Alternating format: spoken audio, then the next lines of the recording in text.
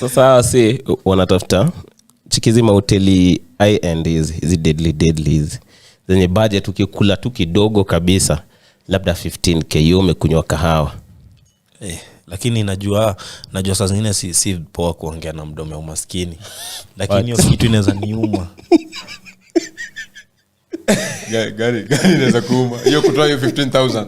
Alafu ulikunywa tu coffee tu pekee. Alafu ni vile hiyo kategoria ya chai juni hoteli bigi ziko mob. Kuna hadi Swedish tea, mavitu tu. Sasa unajua kierere, mafia paka. Yako ni una point hata juu ni gani? Nipe hii. Unadhani ngetu watakuletea kwa flask? Wanaletanga ka kitu fulani. Sip 3 una kitu. Kwanza kama huyu jamaa wa kumeza mayai, moja una kitu. Anisha nishaingangana kengine hapo kwa coffee.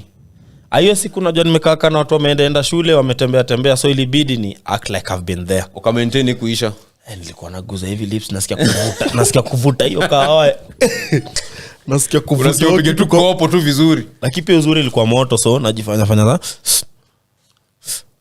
una try tu. Sasa hizi hoteli na hizi ma clubs zinatafuta mademo wa kampu wenye wameiva, mabadi pekee. Wanawapatia deal. Wanaambia unacheki venye unakuwa umeiva kwa Instagram. Kwanza unaendelea base unapiga mapicha nini. Social yako lazima iko inawaka waka. Huko ni wapi? Kutu mtaani. Hii nini dan? Hii ni dating scam mpya nimefanya research, nimeongea na victims alafu naletea report ndio usiangukie hiyo form. Sasa ukishacheck Instagram ya MDMs una MDM hapo papa. Alafu unajua watu mnajifanya kama gentleman kaa wewe ati unataka tuende wapi? Nipe mji. Nipe mji. Ukishampea mji si anakupea mji hiyo base yenye anajuanga kona nini? Akona deal na huko. So akifika huko kazi yake ni ku make sure tu ana maximize on the bill. Kuitisha tu. Alafu anakula 20%. So ukimuuliza 20%. So ukimuuliza place muende date, anakusuggestia place yenye amememploy hiyo kazi yake ya hiyo dating app. Si dating app. Lazima tu social ni venye tu unakuwa na tamaa unaingia kwa DM za madem azinukiangukia yake. Nani tunaongelea nani sasa? Venye tu unakuwa na tamaa kuingia kwa DM za madem. So ni mimi tunaongelea. Sawa. Kama ni hivyo ni sawa. Mwaga mtama kwenye kuku wengi sahi. Ni sawa. Anika. Sasa udema anakula 20% ya doom hata spend total bill. Enyewe utaspend hapo kwa hiyo date. But anyway alikula kwa date so akula tu 20%.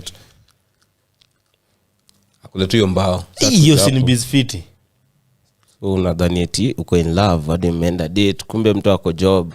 But after hapa lakini tunaenda home ndio hata kama ulikuwa job. Hapo sasa hapo sijajua hapo. Wanga kuna issue zake.